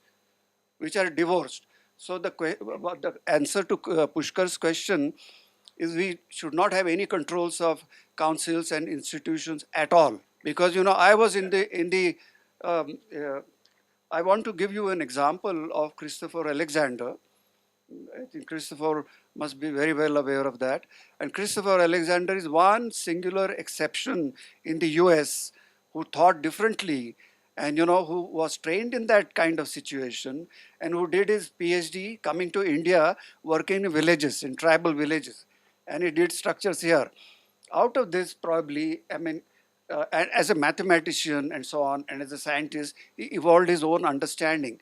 And if you look at the alternative basis that he gives in his 4 wonderful volumes of the nature of order, he tells you the 15 principles of how what is a good design. And I will not go into those 15 points, but I'll say here is what is the bottom line for us as designers. What is the bottom line? We are completely aware of the fact that it's, architecture and planning and construction is basically a destructive activity. That we are tilling the soil, we are making a damage to the history, we are creating something that will damage ecology, that will destroy landscape. So it's basically a destructive activity. Traditionally, the cycle was respected, that you could get rid of it and build it again. We have gone over this, whatever you want to call it. I'm not denying the fact that there is a different process of urbanization and it can be, turned your back on. That is not what I'm trying to say. But I'm saying that the bottom line is the act of construction, act of making structures, act of manufacturing goods, act of design, if you like to call it. It is something that cannot destroy this planet. In one kind of seminar, there were plumbing engineers who were telling, and I was quite surprised, they were saying that now, the science is so advanced, technology is so advanced, that we can tap water on the Mars. So I was horrified. And I said, when my turn came, I said, look, having destroyed this planet, now you want to get rid of this. And Stephen Hawking also tells you, the scientist, he says, go and find another planet, because this you have destroyed and this is going to be a ball of fire in another some thousands of years. He said that. Stephen Hawking is on record saying that this will be a ball of fire. Now, if as designers, what is our bottom line? At the moment, our bottom line seems to be far above, far minuscule, and far limited to an individual, not as the universal. We are interested in my provident fund, this, that, and the other, and end of the story. Changing cars every year. I mean, I don't want to go into education also. But when I think the point was mentioned here of, so what do we do? And there was, I think, Ravi mentioned this point of change and their transformation. This is the point that I think to be given maximum attention. And when I was looking at this, and I saw that Mahayana Buddhism gives you, Buddha is talking in his discourse, and he says that there are 9 ways of actually transformation. He says that philosophers have identified 9 areas which can be called where transformation happens. What are those? I'll quickly read these out. He says transformation of form, like gold is made into ornaments, is transformation of form. Transformation of characteristics. The habitat is mutilated, so transformation of characteristics. A metamorphosis happens in the body and the face changes, etc. Transformation of cause. There is a political reason, there is a social reason. Cause itself has changed. So cause is changed. And there is transformation of concordance. So concordance has changed. Transformation of view. Look at a beautiful image, and my view has changed. Oh my God, I've designed this kind of a thing, and let me design it the digital way. I'll use primary colors or color theory. Where am I? Etc. Transformation of nature. The trees are brought down, and lawn is created everywhere, and watering this, and so on and so forth. So transformation of nature, and transformation of nature within, that I was so and so, my grandparents were so and so, I am so and so, so I'm transformed. What has transformed actually? The next is the transformation of manifest conditions under political, social system. I don't have to give examples. There is the conditions have changed, and transformation of manifest work, that I did such and such thing, and I'm doing such and things now. So there are these 9 areas, and what Buddha says finally is very wonderful, because he goes into his theory of neti neti. He said, this is what the philosophers believe, but it's not so. So it's wonderful, because these silos are not to be stuck to. They are not independent of each other, but there is transformation. And he brings back the entire thing to you as a self, that you are the one to whom it happens. It's not outside you. You are the one who's interpreting these things. You are the one who's imagining the changes. You are the one who's impressed or not impressed. And you are the one who's making this choice. So the ball has always been in your court. And how much and where you have transformed is something that all of us have to look at. I just want to bring to one point. In engineering education, people saw left and right a business model out of it, mushroomed. Okay, we now produce about 1 million engineers every year. Okay, after engineering, it happened to architecture. There are almost around 550 architecture colleges, many of them with no students right now. And as you said, no teachers either. Okay, the same things seems to be happening for design. Somehow design is seen as a new business proposition. In the last, I think, 3 years, almost 100 schools have come up. Okay, again, it's the same problem with no teachers, no infrastructure. Okay, so this seemed to be something which is repeating in our country, and I don't think many of us, probably even there's no mechanism to stop it from happening. Okay, so I think as individuals, what you guys are doing, getting together and seeing if as an individual you can do some influence in terms of design and create awareness. I think it goes a long way. And maybe we need to also do something to make sure that the students who study in these colleges, aren't left out in the cold. If you look at this scenario, it's a horrific scenario that we are creating. And the same thing is happening for design. So if I think it's open for discussion, if somebody has some views, it would be nice to look at it. Yeah. I think we must also, when you're talking about planning and planning the cities, we must ask ourselves whether the planners do have control in their planning. Because who belongs to the city? City belongs to whom now? Are they belong to the planners or to the big builders and sort of thing, or to the politicians? So whatever you plan, they are going to mess it anyway. So I don't think we should plan it at all. Let it grow. But the same thing is happening in education.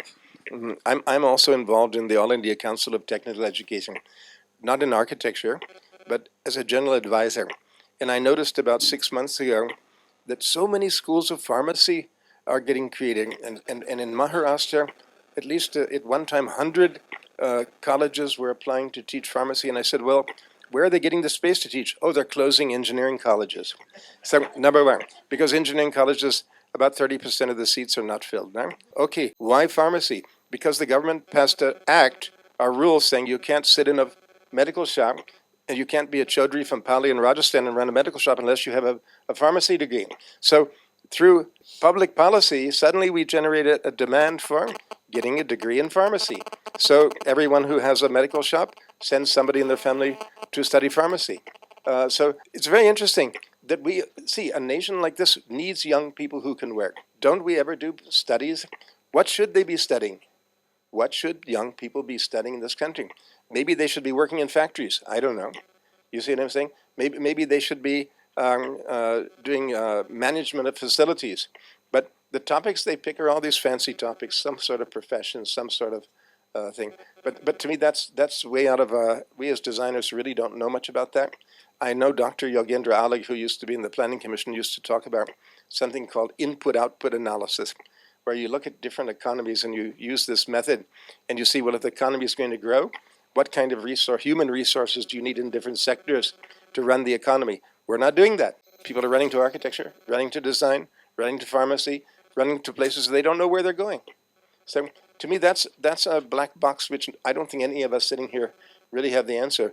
But again, we can ask our economist friends. And I think one major contribution of Bauhaus was an attempt to bring uh, work environment together. That you can't be, like Christopher mentioned earlier, we don't know if the academics know how to design anything and build anything. They have no, and I also said many times, to people that now there is a PhD compulsory, and there would be doctorates, and who may not have seen or held a brick in hand. What is this? I don't know this.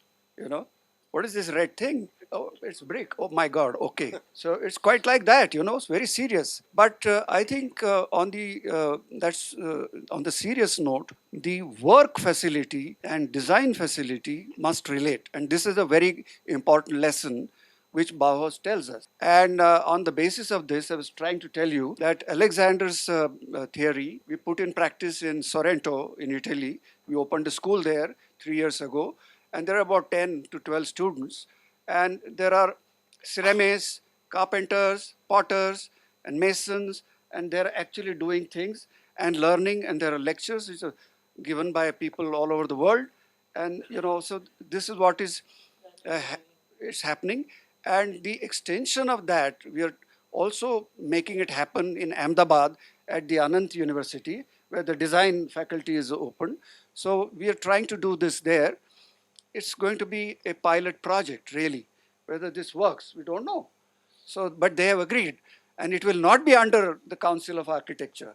Because the moment you say it is under Council of Architecture, then you have to do this, and how many tables do you have, and etc. So, and then immediately overnight there are tables, and there are people wearing ties and suits. They are professors, and they were not there yesterday. I've seen this condition, but I don't want to get into that. But I think the work, and today, many colleges, and I'm talking about only architecture, many colleges, the practical work happens, but it happens as a kind of an appendix. It happens as an extension, as one of things. That this year, how many workshops shall we have? So maybe we will have one summer workshop, and then people will get together and do something, and they'll do a wonderful thing, and people are enjoying it, mind you, and learning a great deal from it. But it's not directly connected with what they're doing. So the things that were done there, and at somebody's expense, of course, a full-time mock-up were made, that columns and beams, and what is the doorway, and you would make a full-time mock-up in cardboard and see how it affects, and what is the effect of it on scale, on space, and the detail, and then devise things from that. Now this is hardly anywhere done. So is it possible that we learn this very important lesson from, architecture is an ancient profession. It's not the new profession that has come because of modernism. And we did buildings, people did buildings on their own, and people knew how to do this. Let's get back to somehow connecting the two. We have lost this somewhere. And is it possible that we connect as designers? And as designers, probably I imagine the design that you're talking about, Professor, is how best it can connect, and that it is within the reach of the common man. Now, if you say my software is exclusive, it can be paid for by, he mentioned 5%, 10% people for whom architects are doing, because my software is exclusive. I went to Germany to a building designed by Frank Gehry, and you can't take pictures, but you can get a DVD at a price. All right? So wonderfully sort of marketed architects. So what happens there? The guide tells you, look at this ceiling. It is designed by using the software from NASA. Why? Why? And for whom? And for whose effect? That people fall out of their chairs? I mean, it's a wonderful building to walk through. But it is a very simple thing. It's kind of a holding a hoarding on one side, and holding another hoarding on the other side, which have nothing to do with the main structure. That's a trick. I realize that. And, so this is what the whole thing is, that I will do something and I will outwit the other by having an exclusive software which the population has nothing to do with. This is the main problem. I have a suggestion, maybe to end things. We should all say something positive about the Bauhaus. Huh? You did. No, I personally would like to say, despite all of my earlier comments, that we run a practice here in Pune, and if you see the Peter Barron's turbine factory, if you see Gropius's 1910-11 factories, now somehow our firm managed to win 6 times the Indian Institute of Architects annual medal, annual award. 2 of those, the last 2 were for factories. And I actually would say thank you, Walter Gropius, because I think studying at Harvard and looking at the factories he designed, if you see the factories, we did both of them for the Forbes Marshall Company in Pune. Both of them won Indian Institute of Architects national awards. If you look at those factories, and I think students of architecture should go see factories, not necessarily high-rise buildings and bungalows and things like that. 600 people work in the boiler factory. It was rated as one of the 10 best places to work in India, compared with what? The other 9? Banks, IT companies, corporate headquarters. A factory was listed as one of the 10 best places to work in the country, a Forbes Marshall factory. So I would like to thank Walter Gropius and the Bauhaus for giving me certain sensitivities and ideas how to design something like a factory, not a bungalow or a museum or some sort of opera house or something like that. And I think that we've learned a lot. And I think even I know Professor designed a Lamy pin, and it's named after him. And I think maybe he would say, yes, because of the Bauhaus, I developed some sort of sensitivities, I could do that. Actually, that transformation brings us to the changing context that is happening with digital technology and robotic manufacturing and 3D printing of anything and everything, including buildings, and autonomous technologies, artificial intelligence. So where are we going, and how does academics and profession respond to this fast change that is happening?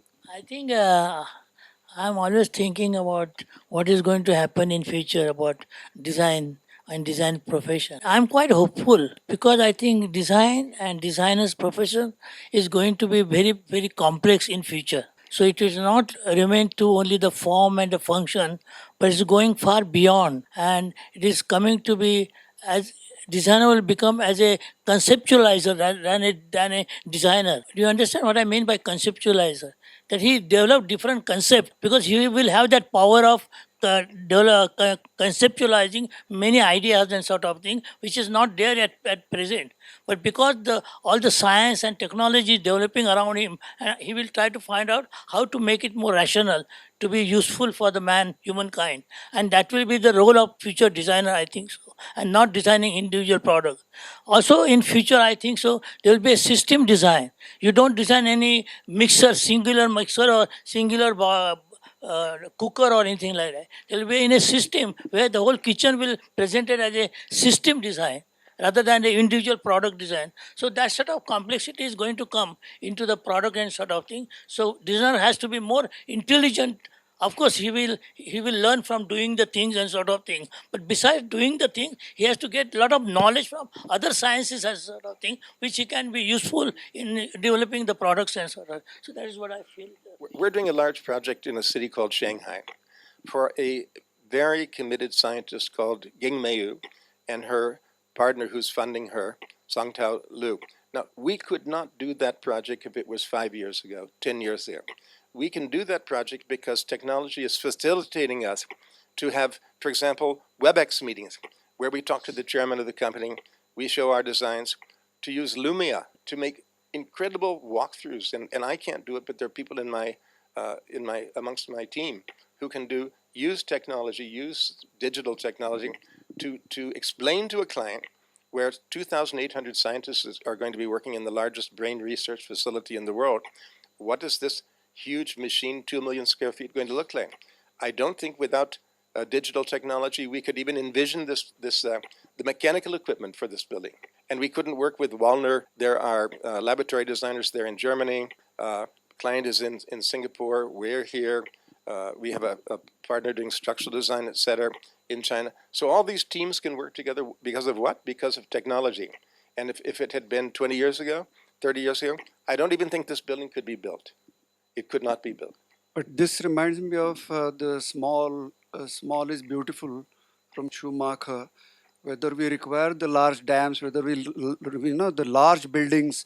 I see a lot of these 3D views from star architects, where in the views there are people only looking out. Nobody is working. If you see the views very carefully, nobody is actually working.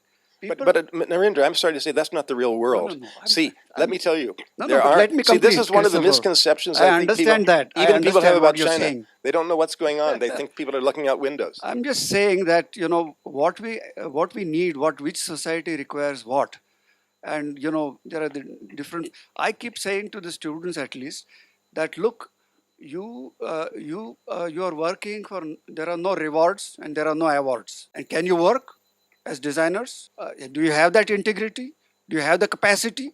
Do you have the imagination? Then you work. And there are no rewards. The moment you say that there is a reward, then you work towards the reward. And there are hundreds of rewards today, awards. And people are making, any new magazine, glossy magazine is getting an award, And what is that award for? One doesn't know. The one other point that I want to make here is every moment gives us three opportunities.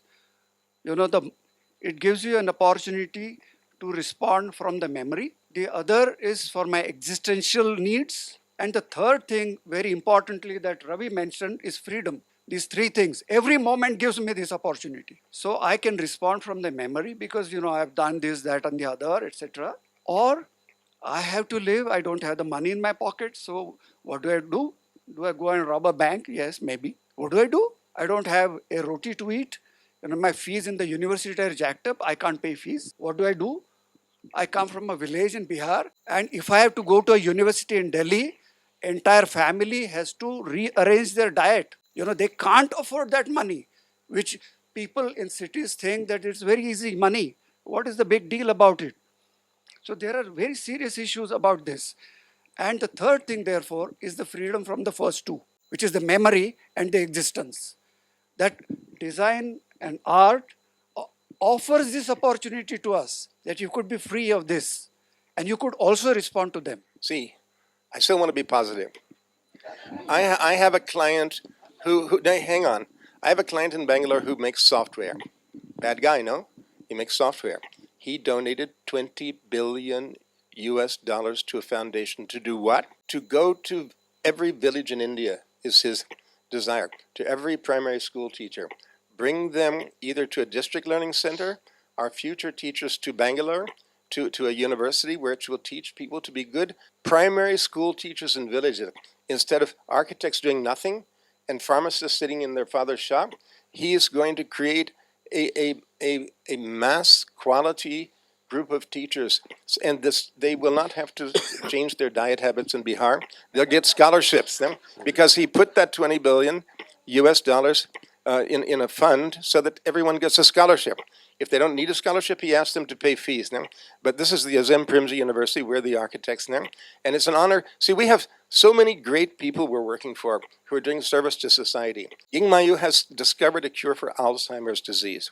And she needs 2,800 scientists. If you see her model for research for Parkinson's, etc., she's got this huge system of studies, and she wants to move fast. Azim Primji wants to move fast. He wants to impact on primary school education in villages. And I think we as architects are a small part of that, but I have a very positive outlook for this country and for what's going to happen if we all work together for positive things. I think we've been actually very critical of Bauhaus. I'm going back to my first slide. The way we learn design, you have to say thanks to Bauhaus. Okay, even the flexibility in deciding your own curriculum is something which has come out of Bauhaus. And the industry connect, not so apparent in Bauhaus, but I think the Ulm School really did that connection very well. And I think we followed it.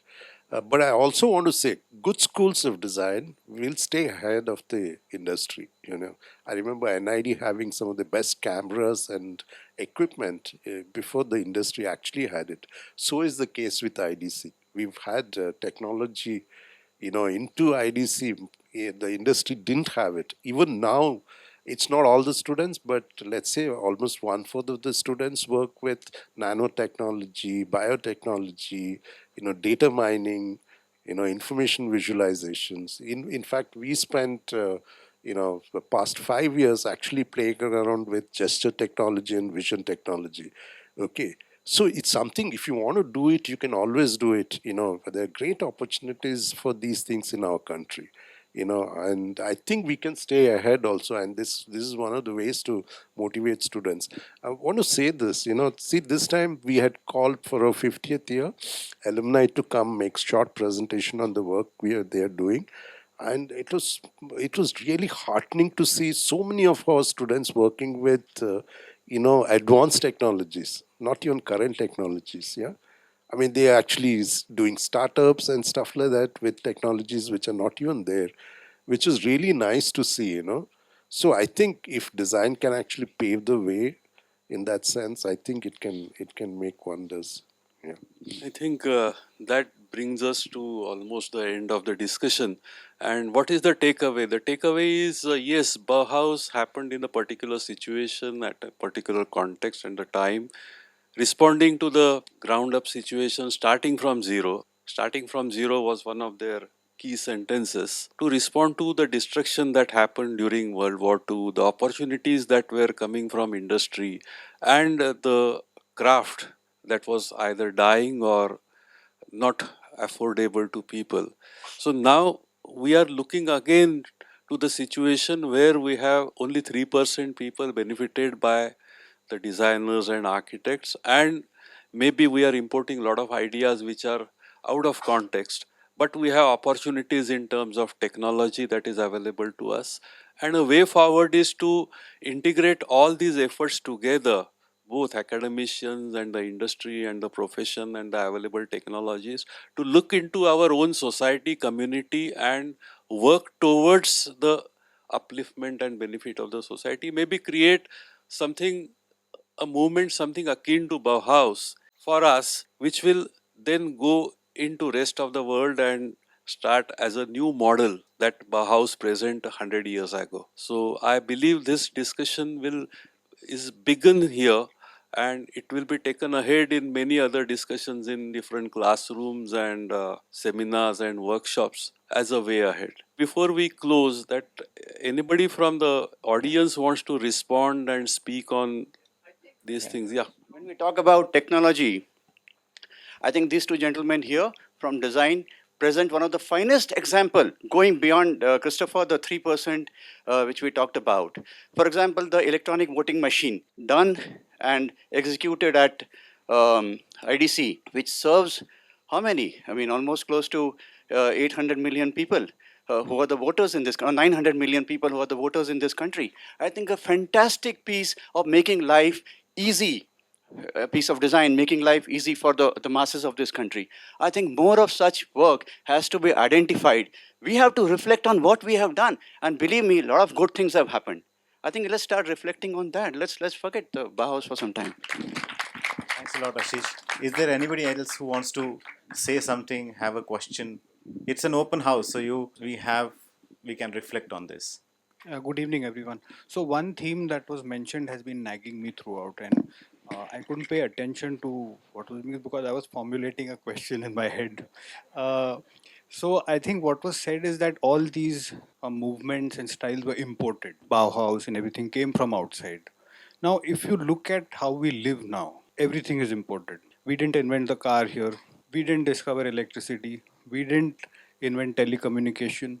And that defines how we live and what we do. So, if I look at this as a foreign language, a language which I don't speak well, which I don't think in, and I can't express myself fully in, how do I write my Indian story in this language? That's my question.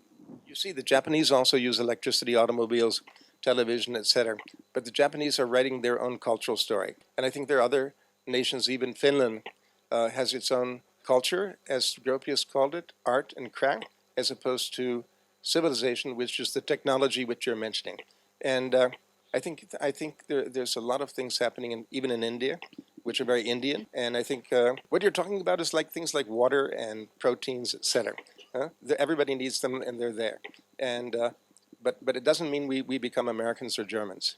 It's a good question, actually. I rather like it, Yes. and I think it needs a lot of thought. But I would say to answer it, look at countries which have maintained very strong cultural identities. I think like Japan, where they've gone heavily into technology, but they have their same gourmet habits, their same traditional tea ceremonies. They have their opera and all the kind of traditional things still, but they're still modern. Kids still go to hip hop bars and discos. So I think it's a balance. I remember once I met Dieter Rams.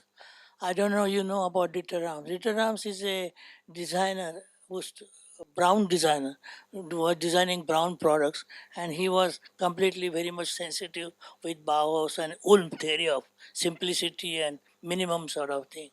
And I asked him whether is there anything other way we Indians should look at the product design and sort of thing. What he says was that in design the grammar is same everywhere, whether you are in Germany or whether you are in India. When you have to sit, you sit in a chair. Or you have got to go in toilet. There are two ways of sitting in the toilet. You design for those two ways of sitting in the toilet. Yeah. So there is nothing Indian story. Indian story will build from their own environment and sort of thing. There is nothing any extra effort you have to make it Indian. It is not labelizing the Indian thing like architects they do. No, Indian होता तो arch देता है and sort of thing. I'm sorry. I, Nice. so it's not a labelizing the thing. Yeah, it's coming from this own function, and it will come out as an Indian product. Yeah, so there is no need for any writing any Indian story and sort of thing. It's a natural development. I feel. So. Thank you. You're right, absolutely. I mean, completely agree with them.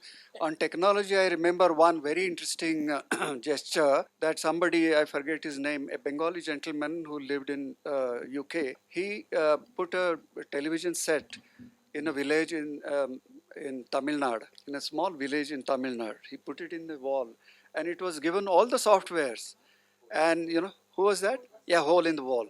Yeah, and it was so beautiful because people in that village, nobody taught them English, and they, you know, they were speaking their vernacular, and they learned English speaking from that, and they were speaking chest English, whatever that is, and they learned many things, and nobody taught them the how to use that software. So I think it was a wonderful gesture, and that was a wonderful connect with the technology. Shrikant Newsarkar sir to come here and help us facilitate our guests.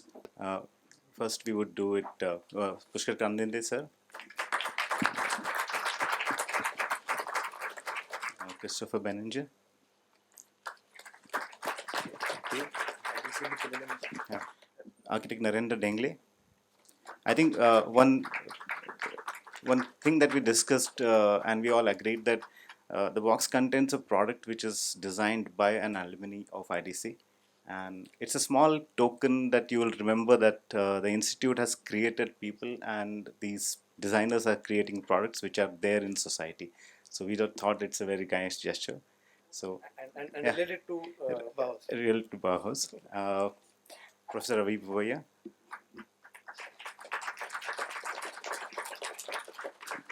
And Professor Nadkarni.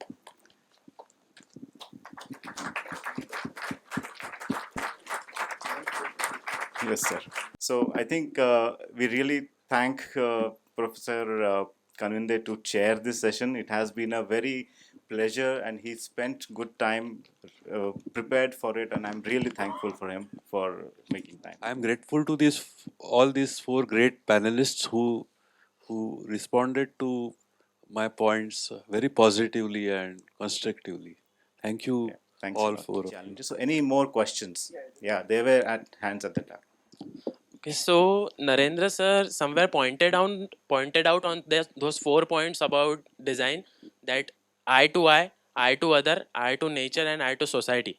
So I did not get the clarity of what you were trying to exactly mention of that. I think what I was trying to mention was that you are you are always in relationship with something else. You exist in a relationship. You exist in the relationship with yourself, which you think you are Mr. So and so or Miss so and so or whatever, and you believe that that is the reality, and then you don't know what you are actually, and you change every day. So that is one relationship in which you understand your ideas. The second relationship that you understand is you in relationship with others. So in the process, you make a judgment, your parents or your friends or your professors or your colleagues, your, whatever. So boyfriends, girlfriends, so whatever you derive from that relationship, which comes into your design. The third thing is your relationship with the nature, that what you get from that, and your relationship with the universal. In the process, the hypothesis or the thesis is not my thesis, it's an ancient thesis of looking into and believing, understanding yourself as where it's a melting pot, where all ideas, your impressions will get down to. They'll simmer and they will respond. They will not respond in silos unless you are made to teach history as a course. So this is where the response comes from.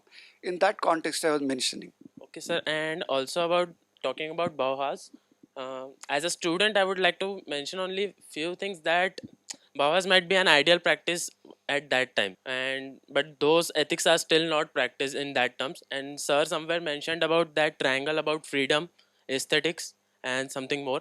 So as a student, who would take the responsibility to note on our concern about education? That practice is not still in dominance in today's context. What is your concern? About students, for students, What is your concern? sir told Student concern. What is that student concern? that blind is following and blind is leading a blind. So that concern. I don't have answer for that. Awaz, wake up. Find yourself. Don't depend on teachers. Okay, thank you. Don't believe in teachers. Yeah. I didn't say don't. No, I said you can become your own teacher. See, about 10 days ago, I was in Chhattisgarh in a very well-known university, and 3 different colleges of architecture had come together. I gave a lecture, and then I asked the students at the end, if you've read a book, please raise your hand. If you raise your hand, I may ask you to tell me what is the book and prove to me that you read it. Only one student raised their hand out of 200 students. Only one student said they had read a book. Now, if students aren't interested in exploring ideas, why blame the teachers? The teachers are just like you. Get up and move your butt, start reading, look for things, and learn something. I guess one small sentence to respond in response to that question, and that is, the Bauhaus, as the diagram showed, that it feels where you have primary, secondary, tertiary, and you got the whole thing distorted, deviated, and dissipated.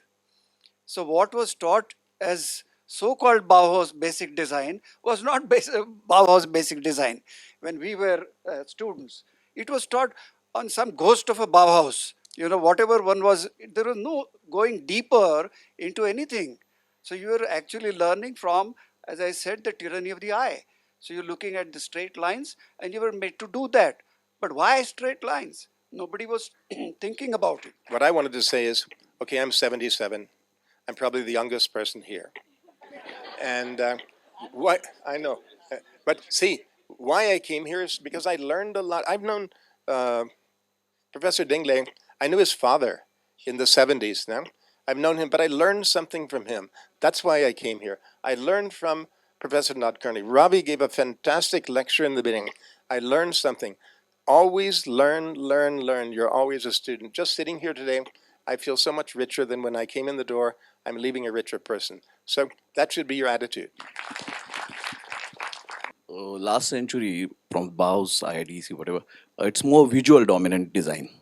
So now people are talking about taste, food design, then sound design, and something like more about other variety of smell design and other.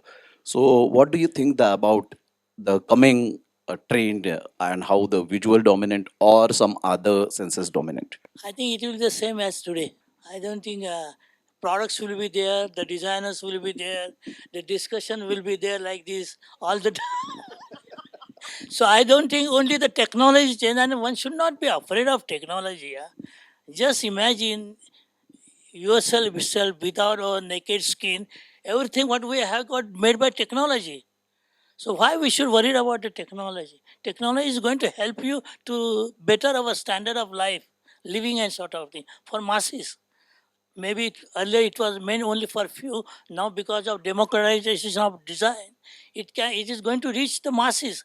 And I hope the time will come that we'll be more proud as a designer to work for those society. Thank you. There is no quarrel with technology per se, and without technology, you could not be doing things at all. There was a mention of Lota, a very wonderful essay by Charles Eames. But all these products you go every exclusively designed. There is no, I mean, they could not be designed without technology, and the craft and technology are not to be divorced. The mention that if that question was addressed to me, the question was the point was referred to technology which is exclusive. That is what I was saying. And when you say exclusive, and I pay more and more, and I only pay it to the to the tune of very exclusive people, then it has a limited meaning, and it goes beyond the reach of the common man, and therefore it has different interests, political and social. That is what I was trying to mention. The point that you mentioned about the census. Now, you see, uh, in Turkey, I discovered that you could not marry unless the man knew how to do pots, ceramic, and the woman knew how to make carpets.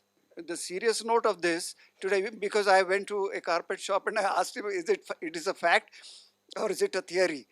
He said it is a fact. I said, do you know how to make pots? He said, no. I said, are you married? He said, yes. So, the point that one understands is whatever is required for your sustenance. You were making things, you were doing things, and even Gandhi's charkha is important because it was a technology, and it was a kind of a common fabric. That the term that we architects and planners use, fabric, and khadi was a fabric, is one thing that was common, that was connecting everybody. So it was a wonderful term actually. And so there was no quarrel about technology. I'm using a cell phone and all that. So the point is only about the exclusive thing, just because you want to promote things. There is a whole crisis in America about medicine. People are using, because this is a hype that you have to use these medicines and cortisons and steroids and things like that. And then you learn that this is a crisis because they damage you bodily, psychologically. So you have to take a position. There are many different modes of medicine available to you, and it's your choice. I think once Doshi mentioned, somebody usually in architecture asks this question: "What do you think of Vastu Shastra?" It's a standard question, and so he said very nicely. He says, if I have a body problem, I'm having some trouble, fever or something, and this medicine does not treat me, then I go to the other shop. I go to the Unani, I go to the Ayurved, I go to the homeopath, etc., etc. And I conclude, so Vastu Shastra is like that. So it's a kind of a lot of options are available to you. Good evening to everyone. I don't have a question. I have a suggestion to my friend there. As Christopher says, sir has told, you must read. So I suggest you read a book. Very strongly suggest, not only to him, everyone. Letters to a young reader written by him. It's a wonderful book. You read it once, you read it again, you'll get a lot of knowledge through it. Yeah, my question is that once we are very worried about just economic growth, and once the one of the indicator like automobile sector is falling, we are just worrying about just putting up that industry again up performing well. So what I feel is already there are a lot of automobiles on the road. So why do we need to again look for those kind of economic growth? So do you have any alternatives? Yeah. You should be as sensitive with the design, you should be sensitive with economics. I am at present, I don't know what, I am working with Management Institute, Wellington Institute of Management, where I have started a program in business design, and I am sensitizing the management towards same sensitivity as design, that how they should see the problem in totality, like designers sees it. And this is applied for all type of management profession, from finance, economics, all those thing areas they are there, and they are now learning this how to learn the problem, how to see the problem from the bottom to top, yeah, rather than superficial only on the profit and loss basis. So that is how you become sensitive also to the economics. Once you are sensitive with those problems, you will understand the real problem where they exist, yeah, and then you will find the solutions. Time for a joke. I used to do work with the World Bank. Is this working? And I was with Kenneth Bohr. He was a person who even helped write the first 5-year plan in India. We were in Malaysia working on the Terengganu regional plan. And he saw a bridge. He said, you know, that bridge, 30 years ago, I was part of a team and we decided to fund this bridge. And he said, you know, 30 years ago, Malaysia had the new economic policy. It was a socialist policy to develop Malaysia. He said, wherever I travel in the world, where we invested in bridges, they're still standing. Where we invested in new economic policies, they've all changed. So the economic policies, he said, they never survived, but at least the bridges, they survived. I don't know, maybe you should come back to architecture.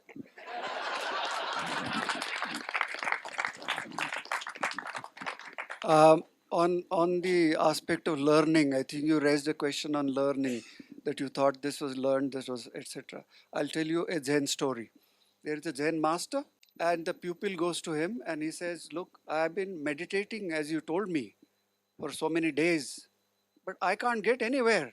So master looks at him seriously. He said, it will pass, it will pass. So he goes away, comes back after 6 months. He says, sir, now I know how to do this, and I've learned, I think I know about it. It will pass, it will pass. I would just request Nachiket to just thank everyone who is involved in making this possible. Nachiket. Good evening. This has been a very good session. From the time we conceptualized this, we did not think that it will be such a beautiful interaction of very learned minds. And the IDCians, non-IDCians who are here, the students, this is what our classes used to be. And whatever 22 years back I learned at IDC, I learned more in the next 22 years, because every drop of hat we try and bring him somewhere or the other on the podium and try to listen to him. So that's the beauty of the person sitting here. I'm sure every individual has their own story of giving, and all of us should learn from them, that how you take whatever people are doing in their context and try to understand that, and we move forward. So thank you all of you to grace this occasion. Thank you all of you to come here on a Sunday. This has been so Pune Design Festival. You see this PDF Design Week. So the Pune Design Festival happened 2-day conference, seminar and expo last 2 days, and 2 days prior and 2 days after that is the Design Week. So this particular event was part of the Pune Design Festival Week. There are 2 more events tomorrow, one on bamboo design and one on innovation, which happens. I would urge all of you to connect with us on ADI or IDC Alumni Network, and get involved in such events. Please suggest from your side what can be done to increase this body of knowledge by giving from all of us. So all of us tends to learn from all this. Thank you so much. Have a nice evening.